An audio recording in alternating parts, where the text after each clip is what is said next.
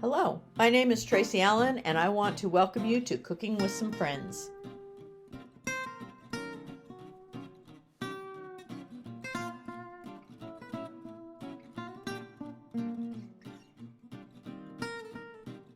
Good morning, everyone, and welcome to Cooking with Some Friends. Today we're going to make a recipe that's my go-to chocolate cake recipe. I have some daughters-in-law who don't really like cake, but they do seem to like this recipe, and it's a very simple one. And it is loaded with chocolate and moisture and just really yumminess. So what you're going to need for this cake, you're going to need a devil's food cake mix. You can use an off-brand if you choose, because the ingredients that you add to it will actually make it really moist, and so whatever cake you normally use, but a devil's food cake mix. It also calls for a 5.9 ounce instant chocolate pudding package. Now, if you don't have that, you can technically, even though it's more than 5.9 ounces, you could technically use 2 packages, small packages, and that's what I'm going to do today. It calls for a cup of sour cream, a cup of oil, 4 eggs, a half a cup of warm water, and then 2 cups of semi-sweet chocolate chips. So, it's pretty much just a dump cake as far as what you're going to, how you're going to mix this up. You don't need a mixer to do it. So the equipment you need is very minimal as well. So there's our cake mix. Trash bowl. And then we're going to dump in our instant chocolate pudding. Make sure you don't get cooked chocolate pudding. Cook and serve. You need to get instant. So again, if you have, it's better to have the 5.9 ounce package, but if you don't, you can make do. You could even use just half of the second package if you're going to go with the smaller packages. And the reason I'm doing that is I keep this on hand, the smaller packages, to just make chocolate pudding, and I don't want to make a whole lot of it. So, so again, you could just use half the package. I'm going to set that aside, and we'll use that later. Okay, so I have those 2 ingredients, and I'm just going to lightly mix those together. Then I'm going to add a cup of sour cream. Now, I wouldn't use low-fat or no-fat sour cream, only because the fat that you need in this recipe, some of that you're going to get from your sour cream.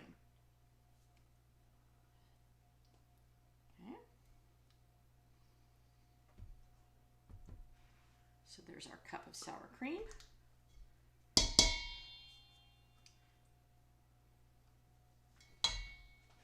Out of the way. Then you're going to need a cup of vegetable oil, and I already went ahead and measured that, and you're going to dump that in. Then you need 4 eggs. So I'm going to break those in. So to try to keep away the gloomy day blues from the thunderstorm we had last night and from the cloudiness we still are having, I've been doing a lot of stuff this morning. So like I said, cooking is one of those.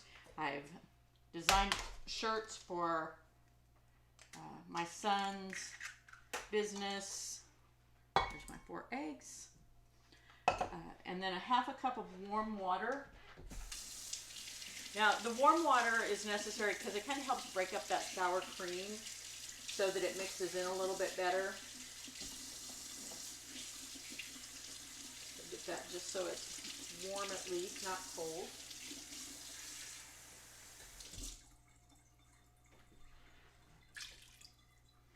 And then I'm going to mix those ingredients all together before I add my chocolate chips.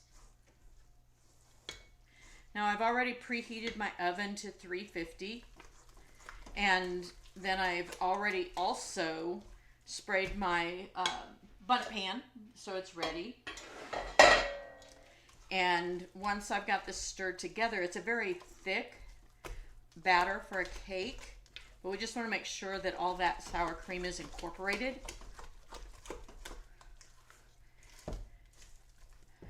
When you get done with this cake, once it's done baking, you're going to leave it sitting in the pan, the bundt pan, for a little while. 15 to 25 minutes, right in there, just depending on how much time you have, so that it falls from the pan a little bit better, releases a little bit better.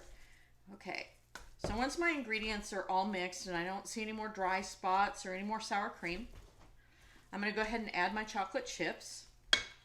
So I already measured out 2 cups.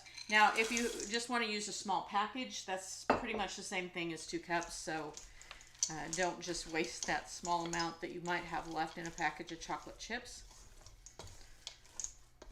So I have a son who's allergic to chocolate. So he still seems to like this cake. So he goes ahead and eats the cake and pumps some Benadryl to make sure that he doesn't have an allergic reaction, which I wouldn't recommend to anybody. But okay, so like I said, it's a really thick batter. It drops more than it pours.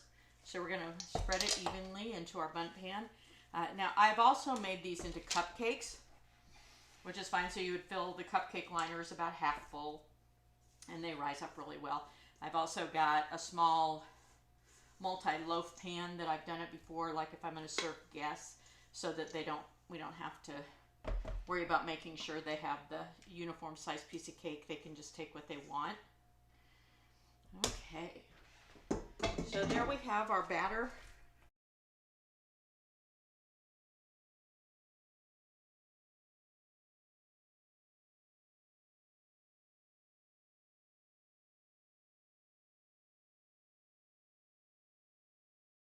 So our too much chocolate cake has come out of the oven. We put it in at 350 for 50 to 55 minutes. At that point, I removed it from the oven and let it cool for about 20 minutes. I used my knife and ran it around the edge of my tube pan and inverted it onto a plate, and this is what we came out with. Now you can take this cake and instead of icing it, you can just dust it with some powdered sugar. You could buy a canned icing and put that on it if you prefer.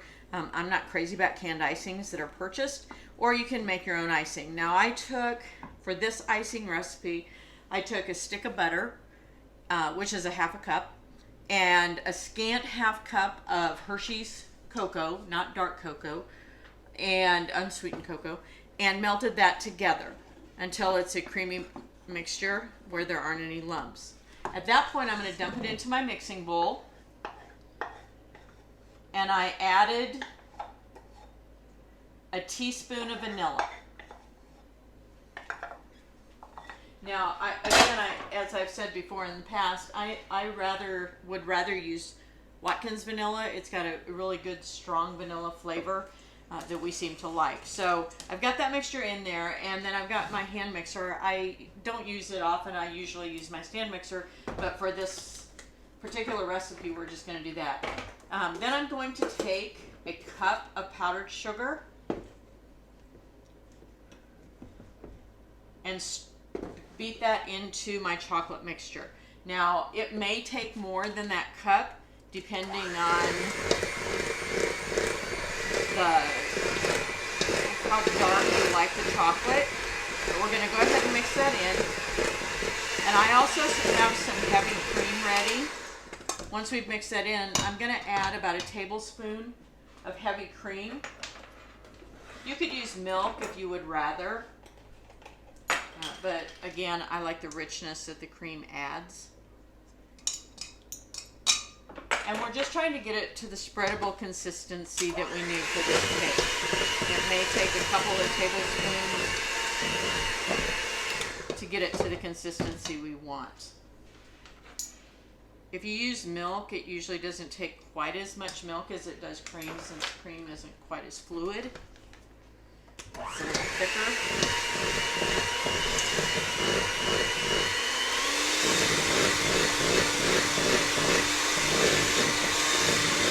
So again, I think I want my icing just a little bit lighter. So I am going to go ahead and add both more of the powdered sugar, which I'm going to add another half a cup. And that means I'm also going to add, my measuring spoon. I'm also going to add another couple tablespoons of heavy cream. So at this point, we've got a cup and a half of powdered sugar, and we've got 4 to 5 tablespoons of heavy cream. And again, you wouldn't need as much if you use milk instead of heavy cream.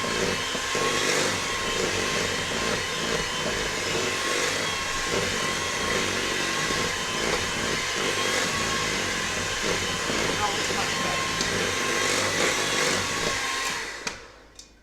Okay, release those bars. So you see we have a light chocolate, so it's not too dark for us. I'm going to go ahead and stir in the extra powdered sugar. They're on the edges. It's on the edges. And then we're ready to ice our cake. Now, you're not going to cover the entire cake. You just basically want the top of it and maybe a little down the sides. But this is a good spreadable consistency, as you can see. So again, if you like chocolate and you want a really moist chocolate cake, this is a good recipe to go to, and it doesn't take a lot of ingredients. You can take store-bought ingredients, store-purchased ingredients, and make it your own and make it taste like you've done everything from scratch, not used any mixes. And again, you can make this into cupcakes if you would rather. You could also just make it into a 9x13 cake as well if you don't have a bundt pan. But there you go. There is our too much chocolate cake. Thanks for joining us for this session of Cooking with Some Friends. Make sure you like this video and subscribe to our YouTube channel. And find us on Facebook at Cooking with Some Friends.